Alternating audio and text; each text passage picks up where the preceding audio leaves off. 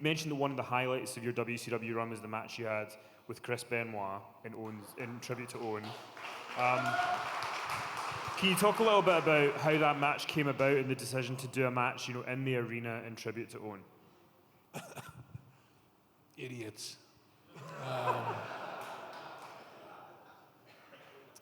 I thought when I found out that I just barely got on the road. I'd been off when Owen passed away, I had been off with an injury. I had to get a hernia operation from an injury I got in the ring with Dean Malenko in a match. But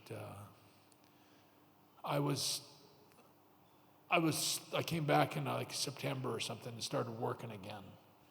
And, next thing you know, it's like after Owen died, that we were in Kansas City, and I remember getting that because I was in Kansas City after Owen died. I flew down and saw the building, and I walked through the building and met all the people involved at that arena, the Kemper Arena, and they took me up and took me on the catwalk where Owen fell off and all that, and it was pretty heartbreaking to do all that, and they were really accommodating. They tried their hardest to make it, to be as kind as they were, and they were nice to me there, and I always liked Kansas City anyway.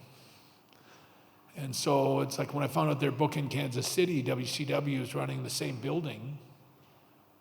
I remember I called, Bischoff was gone, but I called whoever was the new boss, who, trust me, he was no boss. And I remember I said, why don't you put me with Chris Benoit and put us in Kansas City, and we'll have a babyface match and we'll dedicate it to Owen. And I said, we can do whatever finish you want. Like I'll put him over if you want, or if you want him over, whoever you want to win. I said, but we could have a beautiful match. And so then they were like, yeah, that's a great idea. And anyway, I remember the day I got to Kansas City, they canceled it. Told me the match is not, they put a line, erased it from the thing. And I was like, why would you do that? Like it would be something different for WCW to do something that makes sense, but they were adamant that me and Chris were not going to wrestle that day, and that they didn't have time for a long, scientific or clean babyface wrestling match. At that time, I think it was going to be 25 minutes in the ring or something, and they put the kibosh on it. And I remember I was furious. Like, I was really pissed. To me, it was just typical WCW. I was kind of getting used to them shooting good ideas down. And I remember it was Chris Benoit that went and complained and said, what the hell are you guys doing? This is like, why wouldn't we do this? And then I remember Chris Benoit came back, found me in the dressing room. He goes, we're back on. I talked him into it. And that's life in WCW. But the match itself, it was a beautiful match. Like I'd worked with Chris 2 or 3 times, and we had, he was a Stampede Wrestling guy. He worked for my dad, and him and Owen were best friends, and he was very close with my family, and he just gave me so much in that match. I wanted to make it a really special match, and to me, it always will be. I always felt I could feel. I did feel Owen's presence, and really did feel Owen's presence in the match. Like I remember telling Chris, said he's watching right now. I want to move on to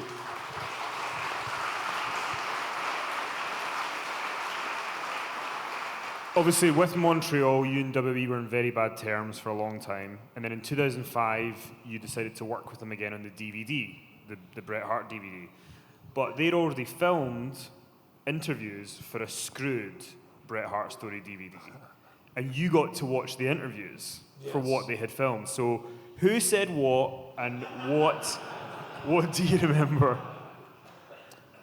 No, I don't remember, and I'm glad I don't, because I don't. Yeah, they. Because you did an interview once and you said that Shawn and Hogan had buried you in the interviews, but Piper didn't. Roddy Piper put you over still. I remember Roddy even called me and he said they were, even Steve Lombardi, who I didn't talk to, but they had different wrestlers trying to, put me down and say things about me all the way through the, this DVD they're going to release. I remember Vince called me and told me about it. He goes, "We're going to do that DVD that you always wanted," and blah blah blah. And I remember he was laughing.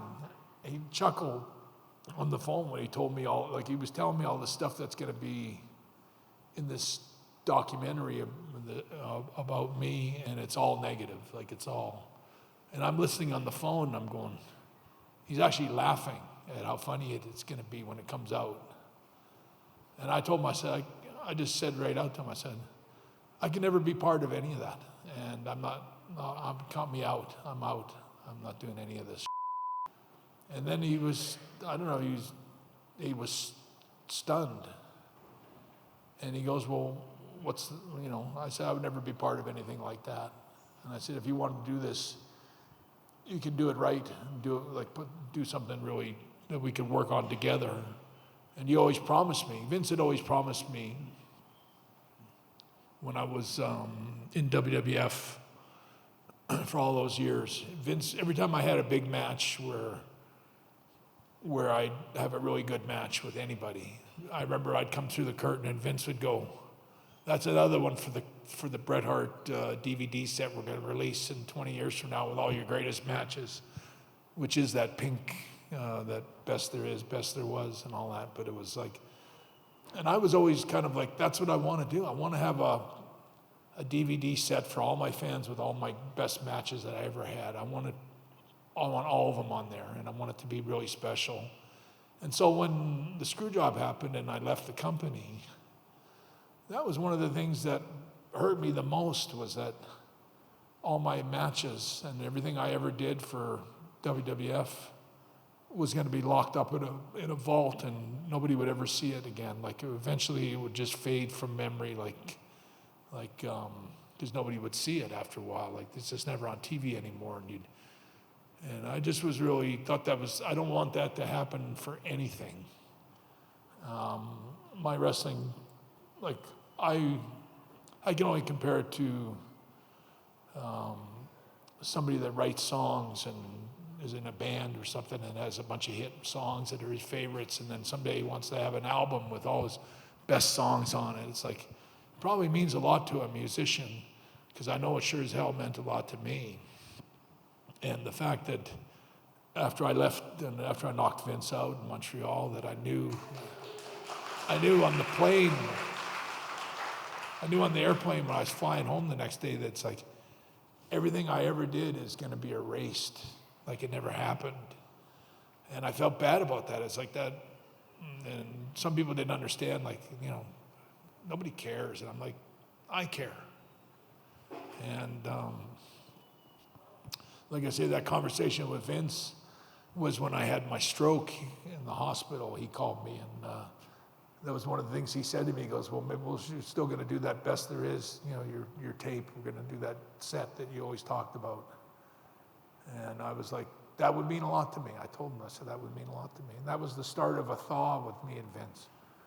And like I say, now when we flew down to do it, and then years later, when he called me to actually do it, it's well, we're going to do it, but we're going to just smear you all the way through it and make you look like.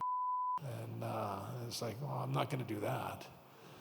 And he goes, "Well, what do you want to do?" And I said, "I want to do what you promised me, a really good set with all my greatest matches. And why wouldn't I do? That's the only way I'm going to do it."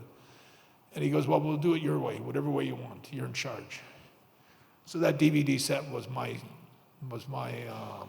compilation, but that did a lot to thaw the heat between me and Vince, because I didn't want to be forgot.